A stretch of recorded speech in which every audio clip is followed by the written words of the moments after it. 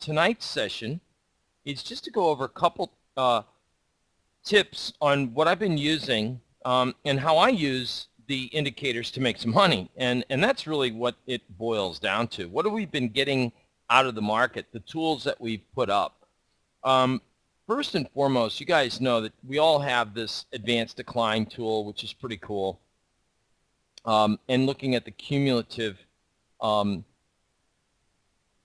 ratio between advancers and decliners, not just on what most people look at in the NYSE. Most software has the advanced decline cumulative average, which is what this is right here on the NYSE. What we did is we said, well, gee, if you can do it for the NYSE, but I'm trading the Dow, why not do an advanced decline of Dow stocks? And if you're trading the Qs, why not look at the Qs? And if you're trading S&Ps, look at the S&Ps.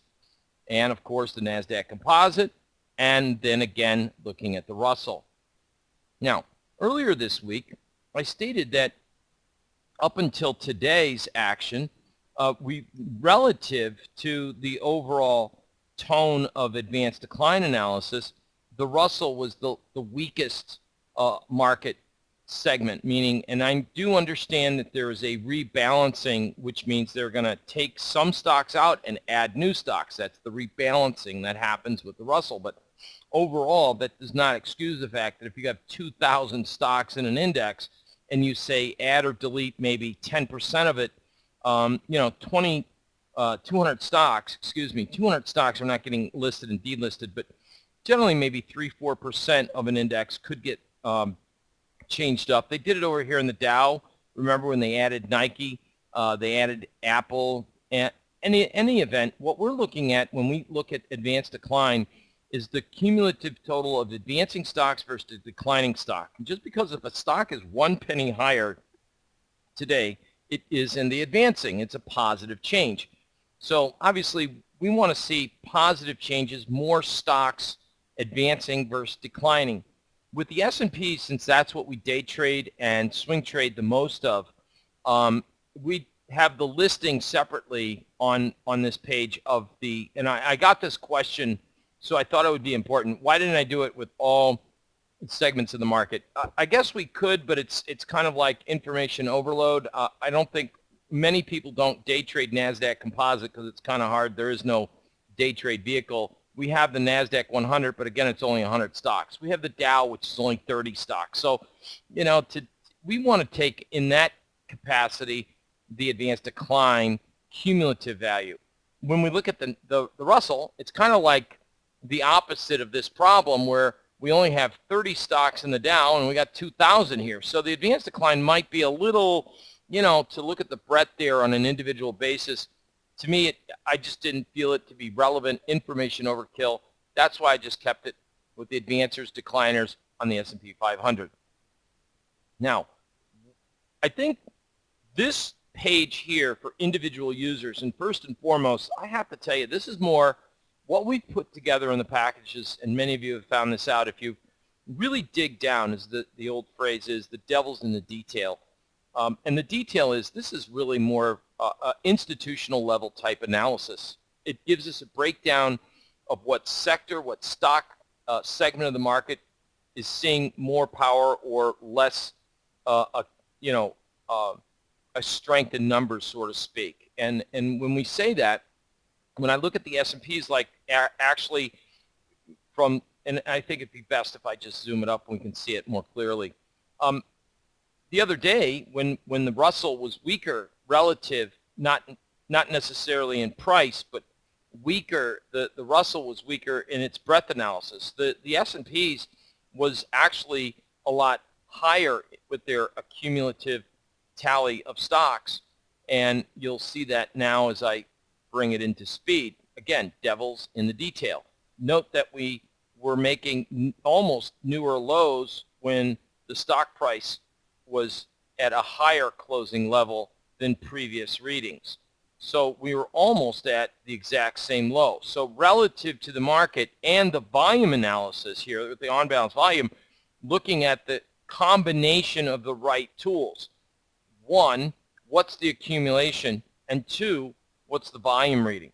the Russell relative to the rest of the markets in that content was the weakest link of the chain. Looking at the S&Ps, if I compare the same type of analysis, look at the volume. It wasn't making new lows, and nor was the breadth on the advanced decline reading. So when I look at this, I go, well, you know what? If I'm going to put money to work into the market, I want to know, and if I'm trading indexes, I got to know what makes these tick. What makes the S&Ps move relative to the Russell? What makes the NASDAQ 100 move? It's obviously the components. So you have to understand what components go into these indexes. And the S&Ps have kind of a heavier weight with the financials, and as the NASDAQ has less exposure, the NASDAQ 100 has less exposure to financials. So first and foremost, knowing what's contained in an index is obviously helpful. If you're at this stage of having bought the lifetime package of my TradeStation indicators, you probably should have a good idea of, you know, what the Dow Jones Industrial represents. It's the largest blue chip stocks, high dividend yielding stocks. Every single Dow component stock is in the S&P 500.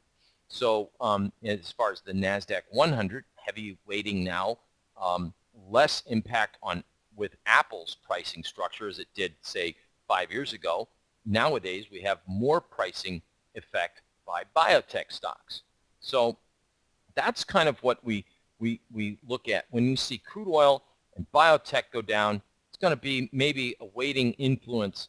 If those two sectors go down, it's going to have a weighting effect, keeping the Russell held back in its sort of gains. And that's what the advanced decline is really all about. So I wanted to first and foremost cover the main topic, starting with this page, is why didn't we list the advanced decline exact numbers on all the stocks? I think it's just information overload. This is the one we trade as far as day trading the most, and quite frankly, what we talk about in the trading room, and a lot of times you will hear me mention when the advancers and versus the decliner, anytime we get, if this was like first thing in the morning, for example, not the end of the day, let's say it was first thing in the morning, the market opens higher, and we got, let's say, 460 stocks positive, we gapped higher. You know, you gap higher on the open, and 460 stocks in the S&P 500 are positive, 30 are negative.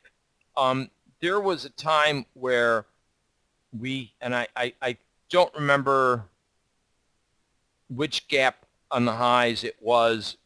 One of these higher gap openings, the market pretty much traded close to the highs at the end, you know, and then at the end of the day, it kind of traded lower.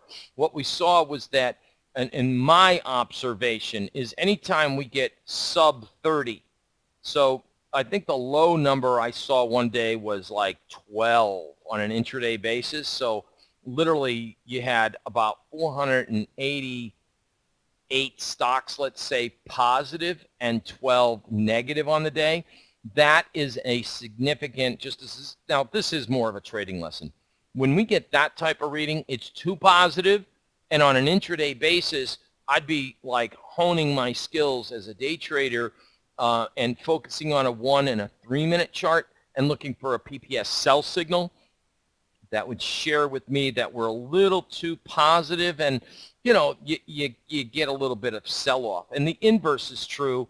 If, for example, the market gaps lower and we're like 480, 400, and, you know, and I think the low gap reading one day in February, I think we had a negative, I think the negative number was like 484. We had something like only 16 stocks positive, and that day was kind of like the low. So there are extreme readings in this area here with the S&P 500, and so the fact that this happened on the close is a little bit different. This showed a lot of stocks. It was like institution buying at its best, and we saw the market power ahead.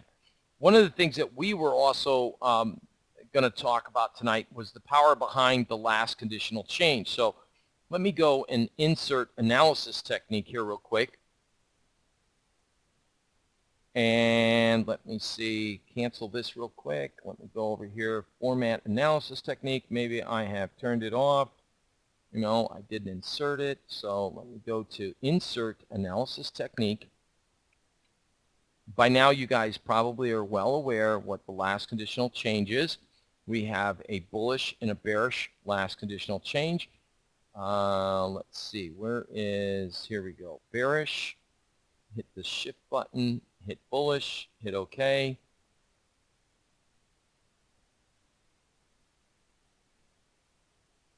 And so here we go. Okay. So white, if you look, and if you see the white lines and you see the gray lines, these are last conditional change. Gray is a bearish last conditional change. That means the high of the bar, if the market's truly bearish and you sell short, your stop loss would go above the high of that gray line. And then you could sell against resistance and then trail your stop accordingly.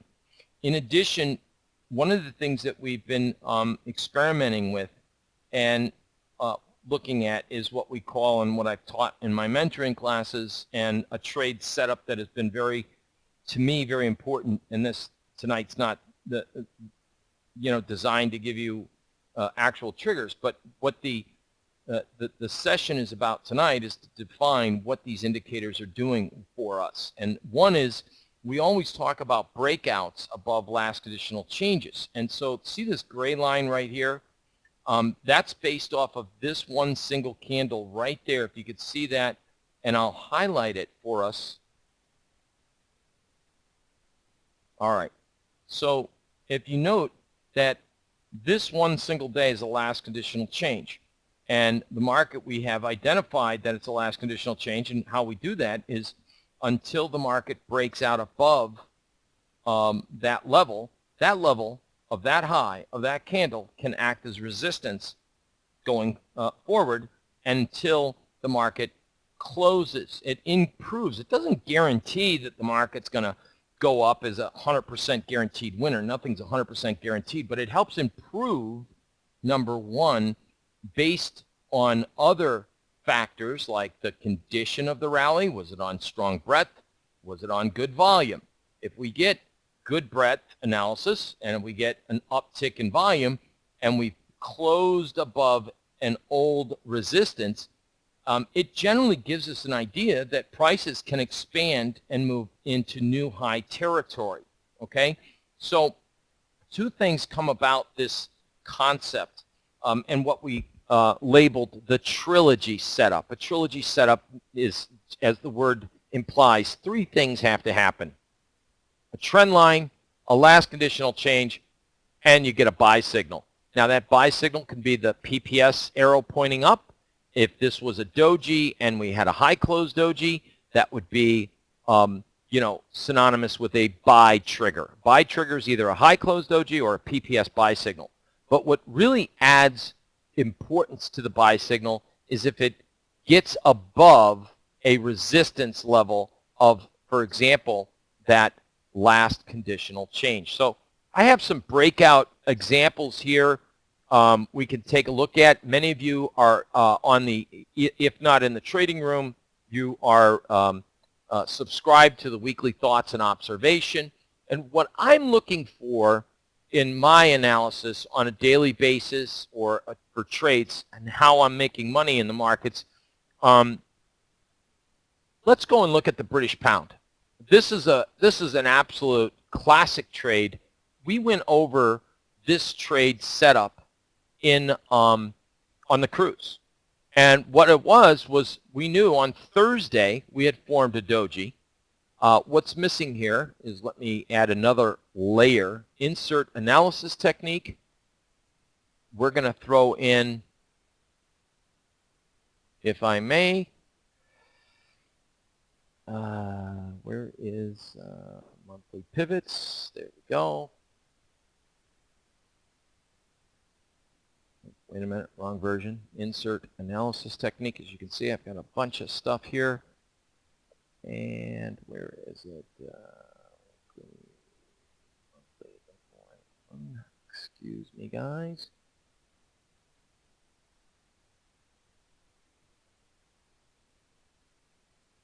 All right. So here we have a, if you note here, hard to see, Do you see the gray dots? The gray dots. So this was a last conditional change. It's hard to see, but it literally did close below the low of that doji, right? And what we did is we had a buy signal at monthly pivot support. Now, that's why one of my rules in trading is I never like to sell support, because sometimes the market can go down. And what we do is once it breaks that support, and as you can see, it breaks support, and look where the close is in relationship to the monthly pivot. The close relationship of the monthly pivot, but the next day it came kind of right back. So the average of the closes weren't far off support. Support's not absolute. It's an area. Sometimes the market comes above support, at support, and sometimes it goes a little below support. You know, the markets overshoot the runway, so to speak. What I'm looking for is an action to the downside and then a buy setup, which is what? Either a PPS, and in this case we did get a PPS, and more importantly, we got a high close doji. And how do we know it's a high close doji? Because the person's trading package alerts us that we had a doji which was blue, and the orange candle's a high close doji. All right. We know that the market way ahead of time is at monthly support. We knew that at the beginning of the month. We know we're forming dojis. We know we have a last conditional change, and then we know we have another doji. All we need to know now is, based on a close, is the market, and as the market closes, you got your gun ready, you got to be around for the close, and you say, did the market close above the high of the doji? And in this case, a couple things happened. Not only did we get a trend line break, but we also got the last conditional change. So I wanted to tonight really go through a couple areas that I think are actually critical. Now, this is the British pound. This is live, and of course, Brexit. You know, the polls are going on, and you know they're too close. They're close enough. They're not going to vote. They are going to vote. They remain. They exit. You know, it's obviously a cause of volatility. But what's fabulous about this is, note here, what we identified on this seminar was, and we all have access to this in the person's pivots or the lifetime package. If I go back to insert analysis technique, and you go here, one of the things that we covered while we were on that cruise, and I know that there was a couple things that we talked about with the whole commitment of traders data, right? I don't want to get a lesson on the commitment of traders, but let's go to format analysis technique, and I want to share the commitment of traders with you guys real quick. Format, let's go over to color, and I'm going to get the speculators. I'm going to go yellow, and I'm going to go style, and I'm going to make that a line so we can see it. It's hidden behind the histogram. Hit close. All right. So what if you first and foremost to know this about this tool, you have to know what it is, where to get it, and what it teaches us. The moral of the story is speculators were short the market and actually added to shorts. Hedge funds are blue. They actually reduced their short position, which made the market vulnerable for a sharp short squeeze in the marketplace. That's what we covered on the seminar. So we come in Friday and we look at the market and say, gee, we've got a high closed doji. Now, one of my rules with the high closed doji, a very important rule, is I like to look at the measurement. If you get the buy signal, which is the trigger to buy on the close or the next session open, I generally go with a minimum objective of 1-to-1 risk-reward ratio. Now, this is something that's very important. It's been programmed in a system that I use for a long time, and a long time is more than 8 years, okay? So I really don't, these are things that I don't teach to the general public. You never, if you saw me at seminars, at trade shows and talk openly in public, I never really teach this, right? This is, there are some secrets I stay close to the chest with. You know, if something works, you know, you generally don't want the masses to know about it. And that is kind of one thing I don't really want out. You guys are all sworn to secrecy. Supposedly, you know, as all independent traders here, you're not really out there teaching and reteaching. the work. This is for your own personal use. So what do? I think this is such a dynamic setup. We develop scans for this. And that's what's really key. And more importantly, what we've been finding out is this one-to-one risk-reward ratio is so fabulously timed. It's ridiculous, okay?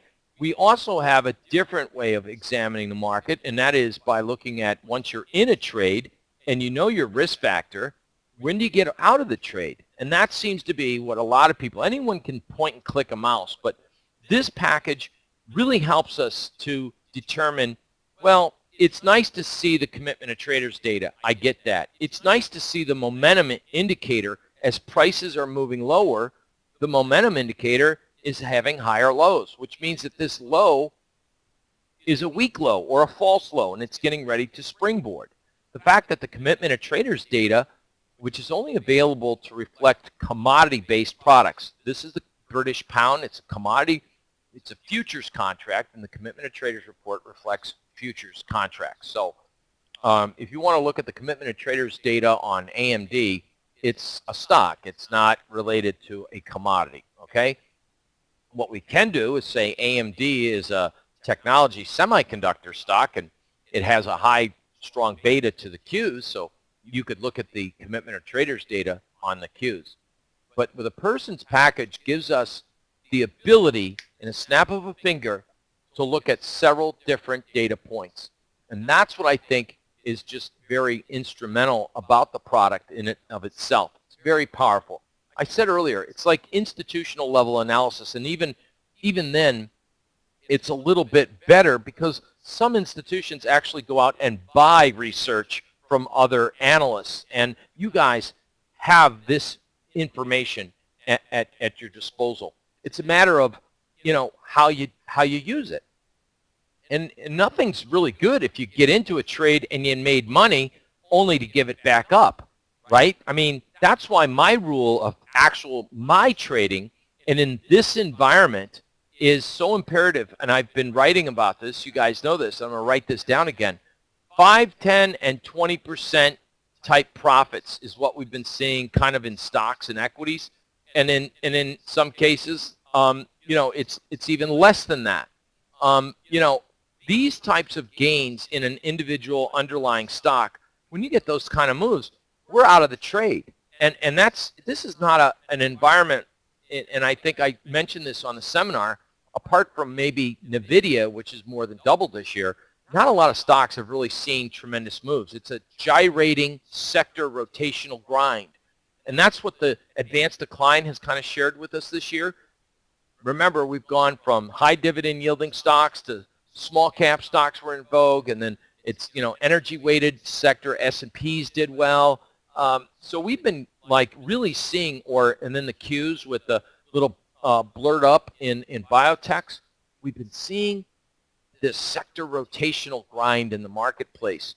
And so if you're not quick on taking these profits, that's the problem. With the high close doji system, and that's what this really is, it tells us where to get in, where to place our stop, and using a one-to-one risk-reward ratio, it gets you out, right?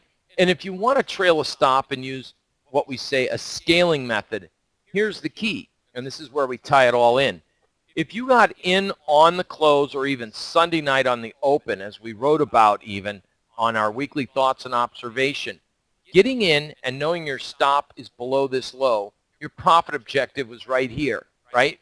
And if you wanted to scale out, great. And then where do you put your stop? Well, in this case, it would be where?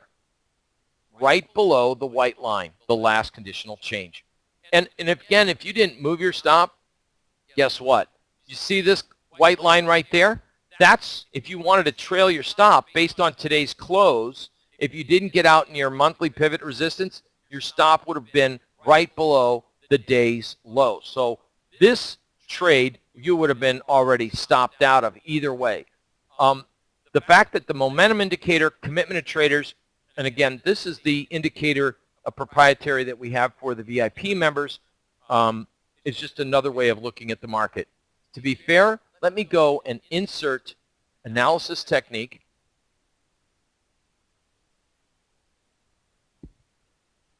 And let's go with the on-balance volume tool with the moving average component above it, overlaid on it. And you can clearly see, you know, if I could draw a straight line, but I mean, truthfully, it's about right here, I think. When this high close doji set up, the momentum was positive. Commitment of traders reveals that speculators were short. You know they're going to lose on this deal, which they did. And you will note that the on-balance volume had a huge surge of volume just within one positive day. What's also really critical, again, devil in the detail, hard to see, but we also not only had a high close doji, a PPS, but on Friday, the market closed above that last conditional change. It cleared through the resistance. When you see that type of setup, that's a go trade, okay? That is a go trade. So again, this is June of 2016. And we've already taken in currency world, we did one earlier in November on the euro currency. I don't know if you guys remember. I think everyone and their brothers and sisters, ironically, was bearish on the euro currency, coincidentally. Let's see if I can get this up for us, and then we'll move forward.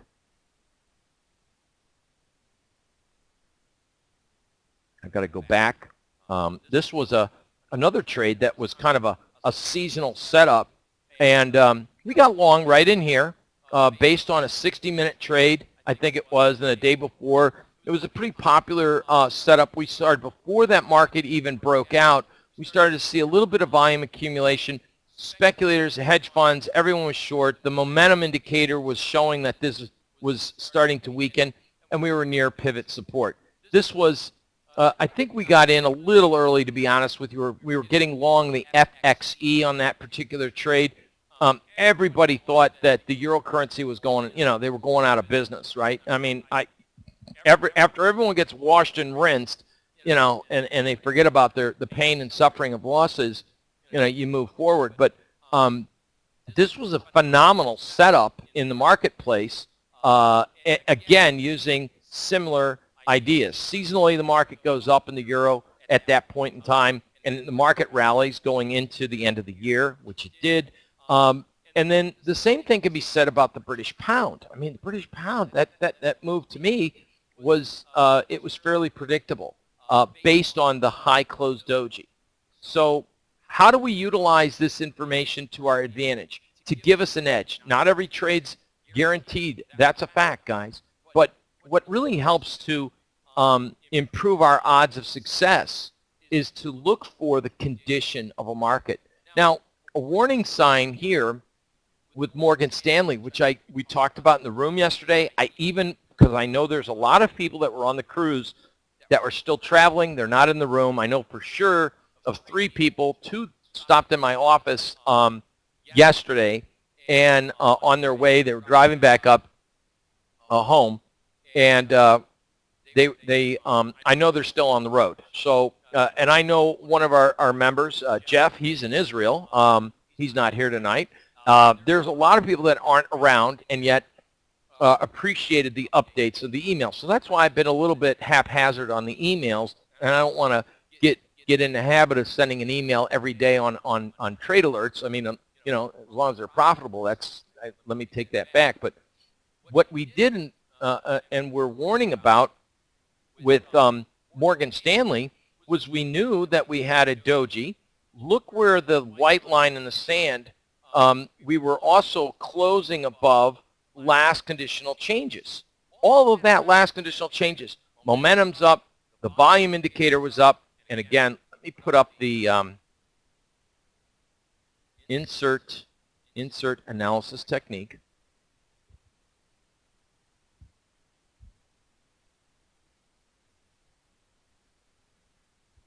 Here we go. I mean, look at this daily on-balance volume. I mean, we got a buy signal here. I get that. We gapped higher. You have a doji. Market didn't close above the doji. And then yesterday, I told everyone, hey, we have a strong chance of forming not just a daily high close doji, but a daily high close doji on increased volume. So if you got that email, that's pretty much what I was talking about there. If you just give me a second here, I'll fire something up for you. In fact, I got the email right here. So just to go through, this was sent out. I mean, can't fudge this, at 1 p.m. yesterday, right? This is when it was sent, and here's exactly what we're talking about, right? It's all spelt out. So in the big bank sector, check out Morgan Stanley. I could have picked out Wells Fargo, Bank America. I had all kinds of choices to pick out, but why did I pick out Morgan Stanley? Because it may form a daily high close doji and on increased volume. That one single sentence, if you ever hear me say, by the way, check out a stock, it's a daily HCD, and you don't know what to do, I mean, first and foremost, study and review the trading material and the trading course material and find out what a high close doji is. What do you have to do? Well, it's real simple. You wait to see if the market in the final minutes is closing near or at that high. You don't have to wait for the next open because you're going to give back some profits, because typically in stocks and in futures, especially on a weekend trade like Friday to Sunday night, there's going to be gaps, right? So if we can get an earlier edge than the next guy and have a momentum trade and stand ready on the close to pull the trigger, if you understand options, here's another thing that we've discovered. A 1-to-1 risk-reward ratio would really target this stock. Looking at the rules here, the low close doji is the close below the lowest low of the last 4 bars. So in this case, 1, 2, 3, 4. The stops here, the triggers there. So 1-to-1, I mean, we're talking, around 28.5 more or less, right? So this is that's a kind of a wide percentage for a $26 stock, 10% move, right? Again, it goes in that line of 5, 10, 20%. If I'm going too fast, just tell me to slow down. But I think most of you all understand, if it's a daily high close doji, you don't wait till tomorrow. You gotta, if you want to capture an edge in this environment right now, we're seeing more and more triggers happen by being there on the close. The action has been happening all year, and into the third quarter last year, the last 30 minutes was what made the day. So it's all in the close. Market, it's never important how a market opens. It's important how the market closes. We could gap higher, trade lower, and then come right back up at the end of the day. Typically, bull markets, they open lower and then trade up. So the market's tricky. We know it's tricky. It's not going to change from being tricky. We see delayed reactions. We have subtle little movements. And with this situation, if you get the high close doji and you understand that volume analysis is off the charts strong, if you can buy on the close, now I'm not promising you that you're going to make 20% on this trade in an overnight, but boy, this was a 2.5% move on a bank stock, and we picked the right stock. This was not luck. This was the trading system, right? So I think the volume analysis highlighting the fact that we did another thing that was pretty important here. You see the gray line? The gray line there, the gray lines. We closed above these gray lines. We traded above these gray lines, and then we formed a trigger on a high close doji, and then we saw off to the lines, and then we formed a trigger on a high close doji, and then we saw off to the races. So to me, these types of signals are making us money, and that's just how we utilize it. If you're an option trader, I don't think I need to tell you if this is another rule with the high close doji. Part of the person's package is obviously the scans and everything we've put together, but the market's generally lately forming a lot of these high close dojis. So what are the rules? I already told you the entry on the close of the next session open, but how do we alleviate the lost profit from gaps like that? Well, if you know what's going to happen on the close, don't go to the bathroom the last minute and a half of the closing basis. You have all day long to formulate a plan. I know if the market closes above that a doji, or if it's in the final seconds of the day, I should already have a strategy in mind. Do I want to sell puts? Do I want to sell and do a bull put spread maybe for a reduction of capital requirement? So in other words, do a credit put spread. Or do I want to be directional? If I'm directional, and here's the key with the doji, the high close doji strategy. Within 8 to 10 time periods, we should generally see results, right? After 2 periods, we see no results. Get out of this trade. It's an immediate response. So if I'm looking at a high close doji on strong volume, and we might get a breakout, right? I'm looking for an immediate pop. I'm not really looking to invest unless I'm a fund manager in Morgan Stanley.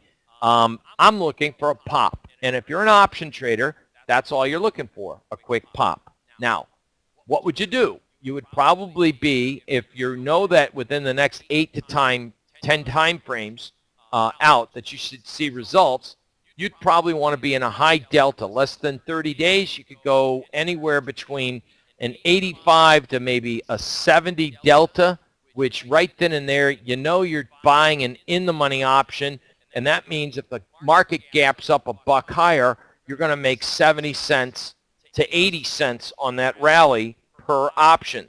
You're going to have to put a little cash down. If we think using a 1-to-1 risk-reward ratio, now think more intensely, more sophisticated thinking would be, is the market capable, if I have to place my stop here and my entries here, is the market capable in 8 to 10 time periods of generating that type of a move? You know, if it was a 5% move, I'd say absolutely. A 10% move, it hasn't been able to do it all year. Odds favor probably not in 10 days, right? I mean, let's take a look at the length, go back with some more data. We have kind of like what? A trading range in the market. We're towards the lower end of the range. You know, maybe the market gets up there. It's possible 28, but you know, I don't think we're looking for the market to get much above 28 in that time frame. So we have resistance with the moving average cross, resistance at these old highs, right? I can't draw a straight line with this damn tool. Excuse me. I'm so sorry, folks. I'm trying to be precise with my analysis here to help you formulate getting off the train ride. That's it, taking profits. That's kind of like what I wanted to focus in on today. How does this indicator package help you get into trades? More importantly, how does it help you harvest the money out of the market? So just like over here, you know, you had the high close doji. The market within 1, 2, 3, 4, 5, 6, 7, 8, 9, 10 days, literally within 10 days, that was pretty much the move. It expunged itself and nothing happened. If you were directional thinking the market was going up there and you were, you know, had the wrong time horizon and you're an option trader, theta just ate you alive. You were right and the market went up, but you lost money, right? I mean, that's just a prime example. So in this case, what I want to focus in on is the signal. Why is it important to have this indicator? And it's just been working phenomenally well this year. We've been getting a lot of trades. If we know that the market is going to have a high chance of success, but 8 to 10 time periods we should see the market to move up, why do I need to buy a 60-day option? I don't. I'd buy something like less than 30 days.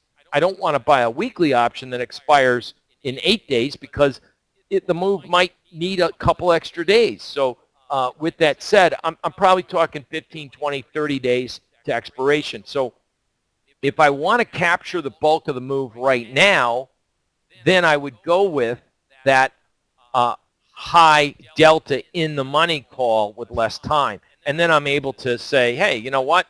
Boom, shakalaka, nice little profit. And at that point in time, what now can I afford to do?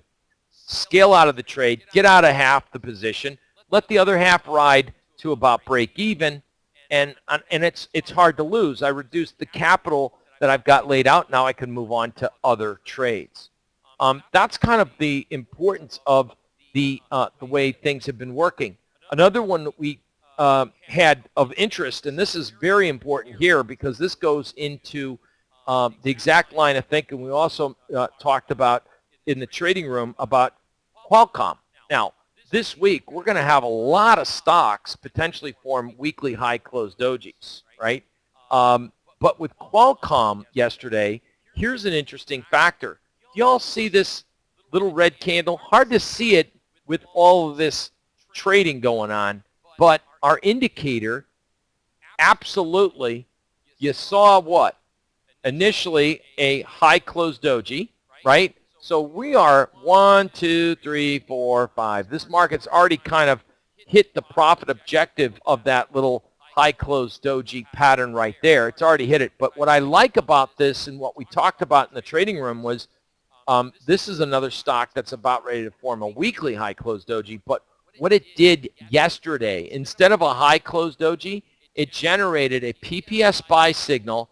And look at the close and look at the last conditional change. What did it do? It closed above the last conditional change. So one of the things that I look for personally is when we're starting to get an alert that we have not just a high close doji happening at the end of the day, but perhaps a PPS buy signal. I like to look at the chart and say, is that PPS buy signal coming and will it generate above a last conditional change? What does the volume consideration look like? What does the momentum consideration look like, right? So let me go over and go back to insert an analysis technique.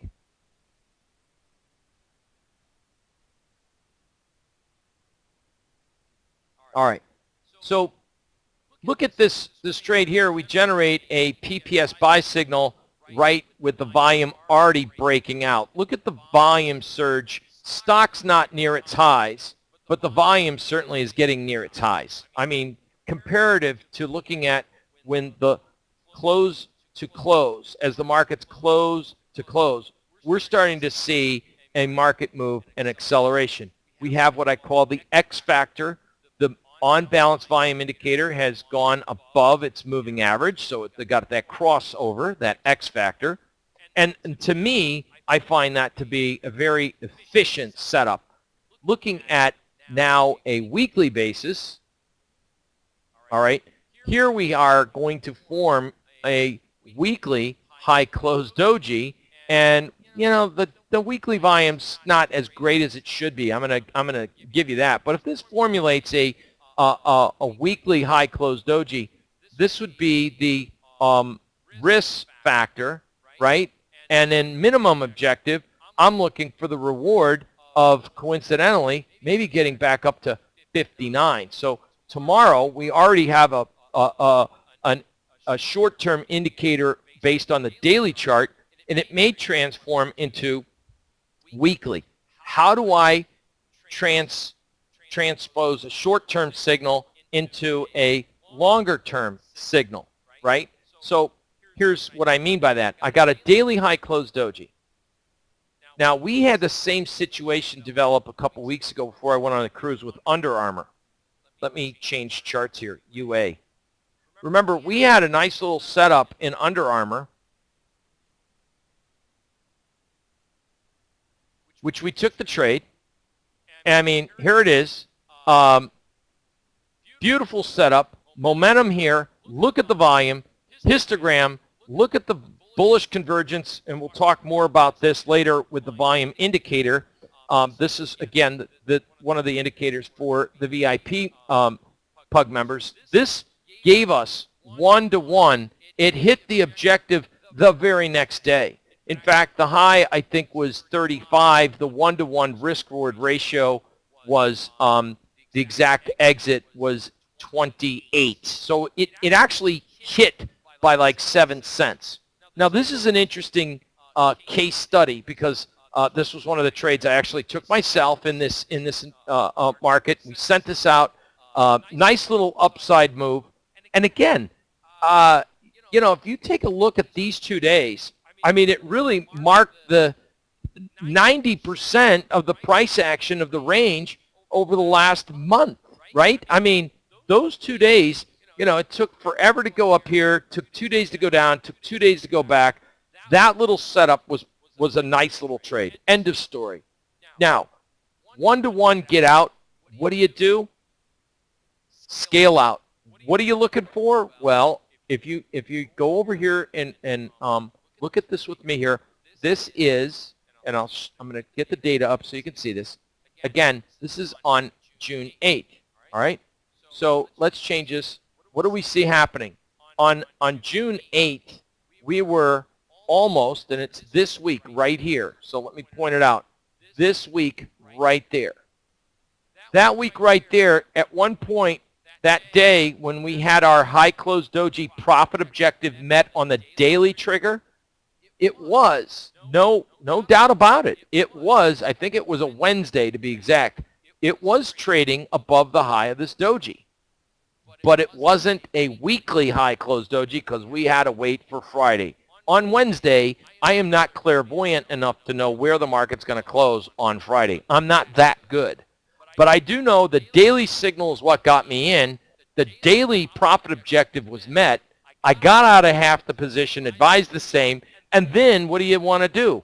If the trade is going to take off, then it should take off. The trade should have merit, and you should profit more. If not, get out of the trade, and that's it.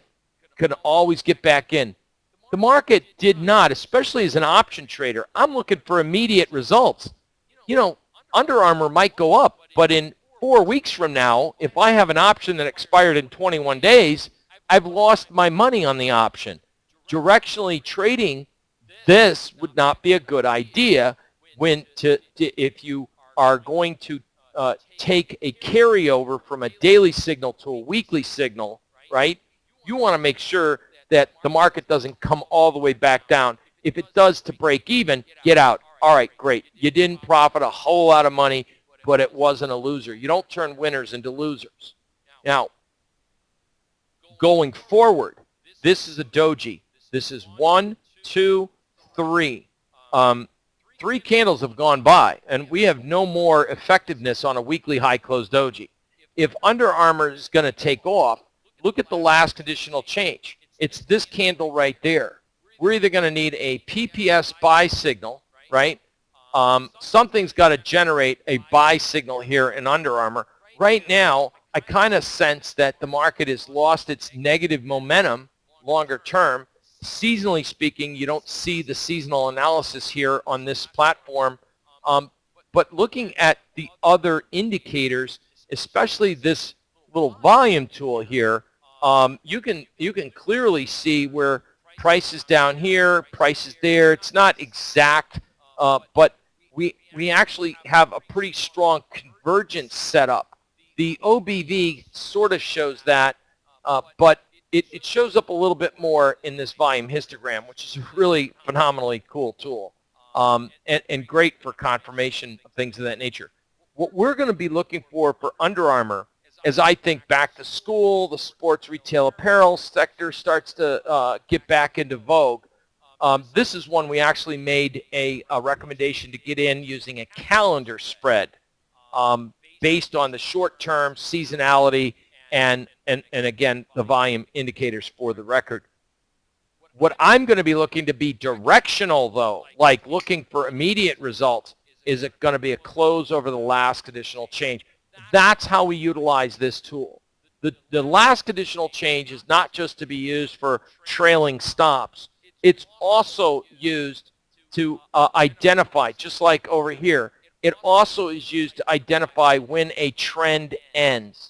So this is something I actually wrote about this, and this is a discovery that I created over 12 years ago when I published the book, or John Wiley and Sons published the book, Candlestick and Pivot Point Trading Triggers. So the last conditional change, that was, 12 years ago now, I think it was. So quite some time ago about the last conditional, something that I'd been using in the 80s, but never able to really, put in a computer program format. So you guys actually are looking at algorithmic setups that make sense, that are highly effective, very sophisticated, and that's the power of this tool. If you note here, you get a sell signal and your stop goes above that gray line, right? So when you get the sell signal and your stop goes above the gray line, here's the sell signal on the close. Maybe you wait for what we call regression to the means, to price to get back up to maybe a falling moving average. And then you get short the market. You know you are able to reduce your risk between your entry and where your stop loss goes above that gray line. Then when the market falls, right, you know you can move your stop from here to here. As the market moves down, move your stop. Market moves down, move your stop. Market moves down, move your stop. Market moves down, you move your stop. And all of a sudden, you got stopped out in a trailing method. Of course, you could see the hammer and et cetera, and maybe you got out on the volume, histogram, whatever. Regardless, the last conditional change ended the trend. You were stopped out right at that last conditional change. I don't know if you see this. It's the gray right there. So devil's in the detail on a trending market condition. This helps us to determine where to place our stop and let your profits run, as well as identify when trend reversals occur. This identified once that trade was stopped out, the downtrend ceased to exist. Now you would probably say, okay, well, I'll wait for a new setup. What happens? A new setup. You get a weekly high closed doji on a one-to-one basis. You're almost out at exactly that level. Amazing stuff, okay? This identifies a weekly high closed doji, but it's not a official high closed doji, and the reason it's just a market closed above the high of a doji. It's not a high closed doji pattern because it was after a rally. We look for high closed dojis after price declines. This is not a high closed doji. The market rallied. This I would call a high closed doji because it came after a downtrend sideways action and there's a momentum shift. So big difference in identifying the location of a high closed doji after a downtrend and a high closed doji after an uptrend. This is not a high closed doji. Either way, putting the tools together, using the last conditional change, when do I use them? Well, A, you use them for identifying more powerful buy or sell or initiating signals, such as Morgan Stanley, such as Qualcomm, such as S&P, such as British Pound, such as a plethora of trades that we've had. Earlier this year, you guys remember, and this is kind of ironic, we had Red Hat. I remember sitting at the APTA meeting. That's the Association of American Professional Technical Analysis Society. APTA was up the street here in Jupiter. You know, it was, we had Charlie Kirkpatrick showed up, and, you know, actually Tom Dorsey showed up, which was kind of cool. Avid fisherman he is. Larry McMillan, Linda Raschke. So, you know, it was a bunch of wizards and warlocks sitting around talking charts and technical analysis. I actually tweeted a few things out. One, of course, which was this stock. Look at this situation, right? We've got a market decline. Look at the last conditional change. You get a high closed doji. The market generates a high closed doji, and it also generates a high closed doji above what? The last conditional change. We see immediate results. The exact profit objective was not met, right? But you had ample time to make a decision to at least turn a profit out of that particular trade. So again, sometimes we get great results and sometimes we get what's called muted results. When a market rallies and we're expecting it to give us the profit objective of 1-to-1, and I've got great synergy with the momentum indicator showing that the market is capable of moving up. I have the on-balance volume showing the market's capable of moving up. All of a sudden, we've got volume indicators showing it's capable of going up. But what happens? The market tries to go up, and the momentum histogram is going down, right? It's starting to move lower. I didn't draw that straight. It's starting to move lower. How's the volume? The market's rallying. There's no volume. Now, if I was trading this market as a stock, right, I could stay long and place my stop maybe underneath the last conditional change. You got stopped out. You got a signal. End of the trade. You can always get back into the trade if you'd like as we start to see acceleration. But again, I wanted to be fair and go through good news, bad news, and let you know it's not, there has to be some trade management in here, right? So a couple things that I noticed with this high closed doji system is that it's either going to fail immediately, it's going to go almost to the exact point of profit target, or it's going to just keep going, right? So we need to have a little bit of cerebral. Getting in, no problem. Knowing where the stop is, no problem. Profit objectives sometimes aren't met.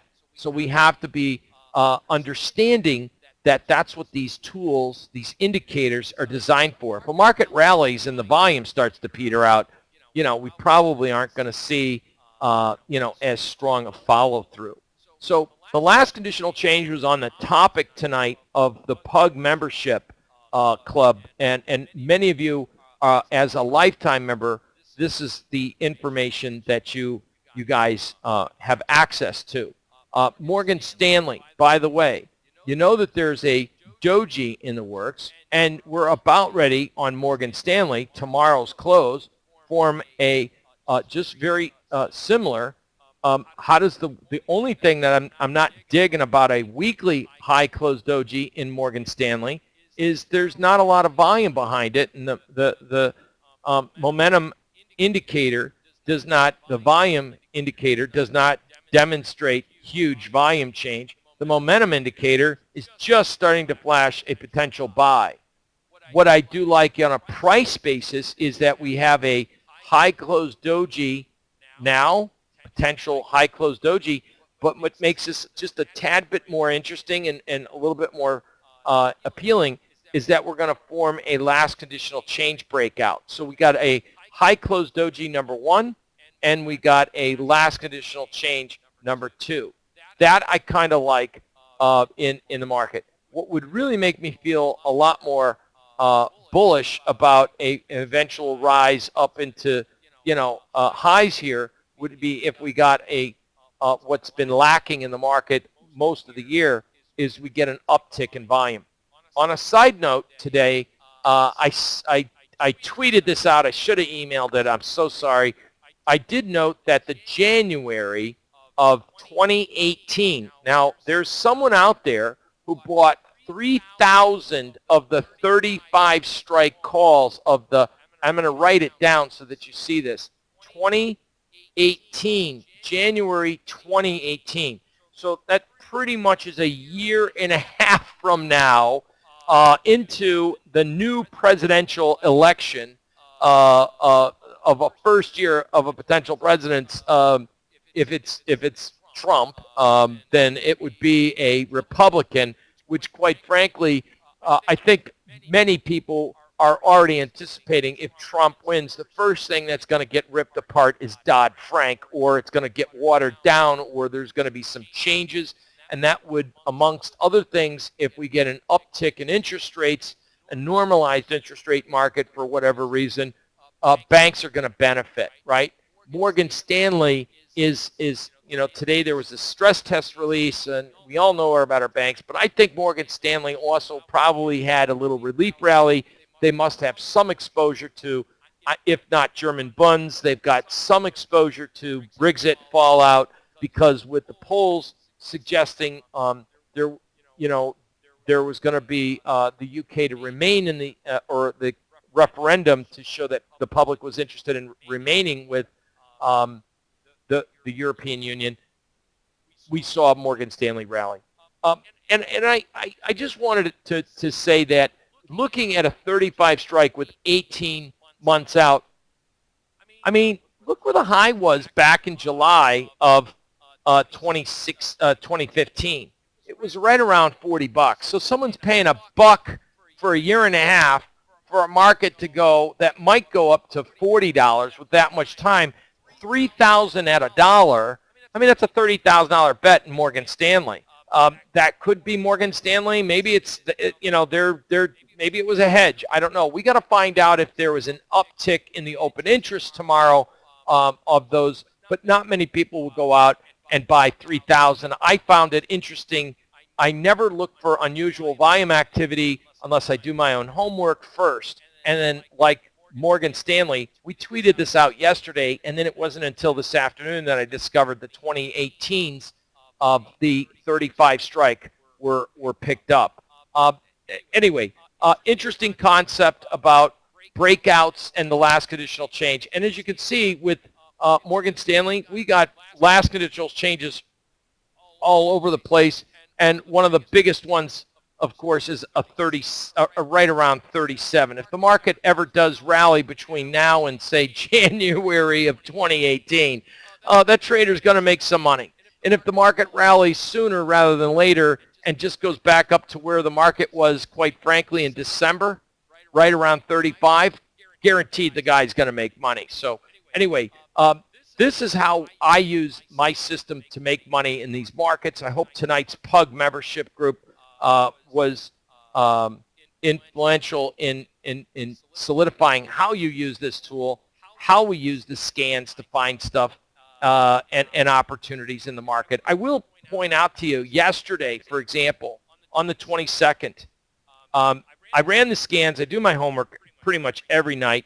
And I, you know, what's interesting is what I like to do is, and you know what, today there was just so much going on, I didn't have a chance to go through everything, but one of the things that I wrote down, I mean, I can't prove it to you, take my word for it, but here's the piece of paper. I had it on a sticky, and I was going to give this to the room this morning. What happened? It was TradeStation Thursday. What does that mean? And I was going to give this to the room this morning. What happened? It was TradeStation Thursday. What does that mean? I've got to do a dual broadcast between TradeStation and, not that I'm complaining, but I had to do a dual broadcast between us and TradeStation, and therefore ran out of time, forgot all about it. Market's open, we get busy. There were literally 4 stocks that I wanted to go over for the trading room. One, of course, was Morgan Stanley. The other was a company called Berry Plastics. It generated a PPS buy signal, okay? It was kind of interesting about Berry Plastics. It had a volume momentum upside move, but more importantly, I had another one in that group, Basic Materials. It was this one right here. I can't even pronounce it. TG is the symbol. It generated a buy signal. It was, again, the concept of strength in numbers. This came up and populated. And then last but not least, SP, if I go over here to symbols and go alphabet, where is it? SPLP, Basic Material. This is Steel Partners. Steel Partners was another one I wanted to go over. A little too late to do anything about it because, you know, it just gapped up.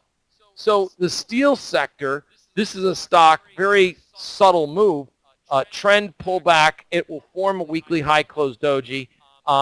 Again, strength in numbers. When we find a lot of names in Basic Material and they're all in the same group, same sector, that also perks my interest tremendously. So looking at sectors and what these stocks generate is very critical. We always, and I run out of time, we'll wait for the next PUG group to talk about it, but the scan for VIP members by number 5 we came off, which was a very powerful scan incorporating a couple things. The momentum histogram, the momentum, positive momentum shift, not just a buy signal, but also a positive change in volume. So both of the sell scan 5 and the buy scan 5 was something. And again, for VIP members, if you don't know about it, you know, it's everyone that's a TradeStation platform lifetime user. You get your free updates on the TradeStation versions. We just came out with the release with adding the quarterly pivots was added, customer support. Obviously, we do the once a month with the our PUG group membership here. This is it's a, you know, I wouldn't say good, I'd say it's great. The current lifetime features. This is everything that you guys received. Generally speaking, Jeff will host the monthly meetings and I double duty. Jeff is in Israel, and it was time to do a monthly meeting. So I wanted to go through what's working now, how am I making money in the markets with this tool, and why do I send these texts or tweets out? Well, if you notice, we stopped sending a lot of the tweets out on the high close doji because, quite frankly, you know, we just stopped doing it. Let's leave it at that. The better is the PUG annual membership. You guys get upgrades to my personal indicators. We have an online, a continued educational event, monthly meetings with me, which we'll schedule another one for this month, or starting next month, excuse me. And we're starting a summer mentoring session class, which starts in July. You guys will get an email effect to that. Then the VIP annual membership, you get your updated scans like number 5 and teachings with that, my personal indicators. And that's the difference on the annual membership between the lifetime, solid all day long. Of course, our PUG Club annual membership, remember, if you join the annual membership, it's just a matter of one little thing missing, and that would just your personal, my scan number 5 is not included. And again, with the VIP, you get all of that included. Sorry to write so much. I just wanted to go through this in case you weren't aware. Wanted to make it sure that it was there. So if you get an email that says PUG VIP, PUG Club annual membership, both VIP and PUG Club, get the sessions with me, and then we'll schedule it out in I think it's in the next week or two. Those is what you get. But if you're a lifetime feature, you get your regular monthly meetings. So that's it. Thank you all very much. I hope you found value in tonight's session because, quite frankly, this has been a kind of an interesting market, to say the least, number one. Number two, I think it's been fairly, for some people, less than spectacular. Here we have the S&Ps on the night session. Obviously, when we saw the, what did we see? We saw the British pound, the Brexit vote. Of course, as soon as you saw the British pound off the highs, I knew, you know, we were going to see the market and the S&Ps on that sell-off right here. We'll see how this transposes with tomorrow's session, number 1, and number 2. We'll see what happens with how it's not how the market opens, it's how the market closes. Another thing is I wanted to make mention is Twitter. Twitter and looking at relative strength. I tweeted out about Twitter. Kind of funny here. But Twitter's actually would, if we could possibly, if it ever possibly can generate, let's see, this is the daily chart. Let's go over to the weekly chart. Here we go.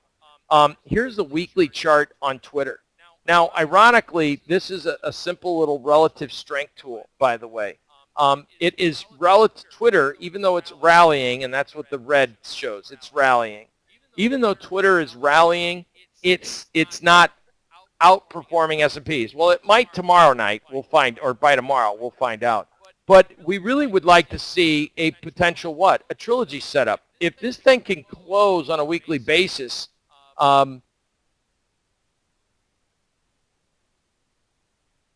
we are absolutely, and let me go over here to an insert analysis technique. Come on, baby, work with me, and let's go to our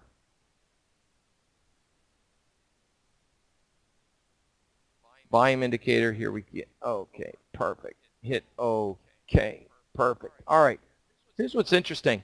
You guys would agree that this is, over time, a sector of the market in price that has made what? Newer lows. The volume indicator is making significantly higher lows. You can kind of see it a little bit with the OBV, but it's more pronounced with the volume indicator tool. We are in positive volume. So what we would like to see is if Twitter is finally going to get some gumption and go. I mean, quite frankly, we have a couple things that, and I don't have the last conditional change tool turned on. Let me do that right now, and then we'll conclude this session. See, I don't even have it up. So let me go over here, go over to Insert Analysis Technique.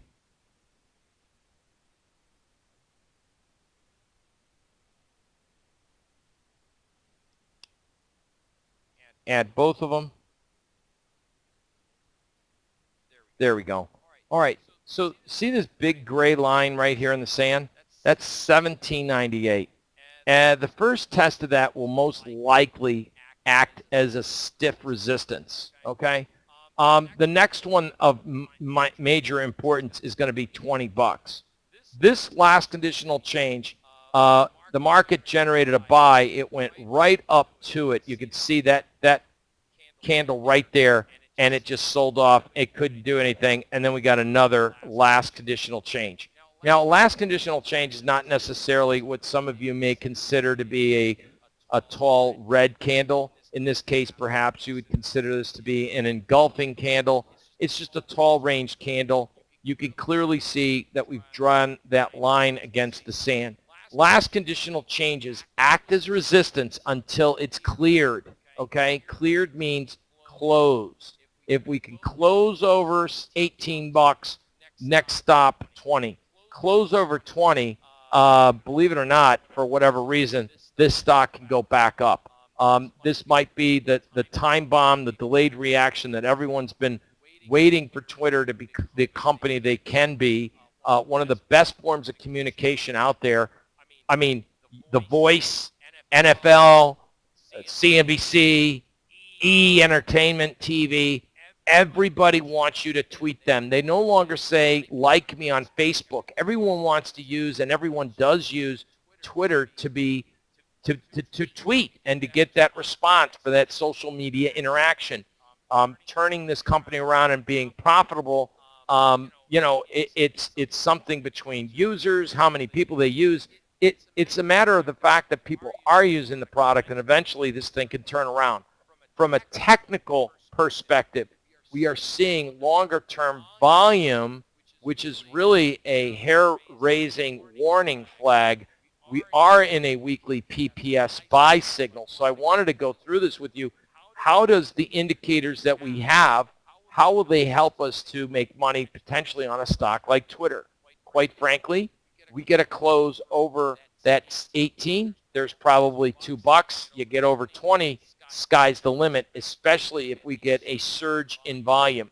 If this relative strength starts to turn positive, meaning outperform the market, then we've got launch and liftoff, and I have a lot more confidence that the stock will have a sustainable rally. I tweeted that out today. I tweeted a tweet. That's what I was referencing if you do get the tweets, and that's what I wanted to go over with you guys and talk about these indicators. So in essence, I hope you found value again tonight, and the focus was where do we find strength and weakness in the market, and more importantly, how can we trade that?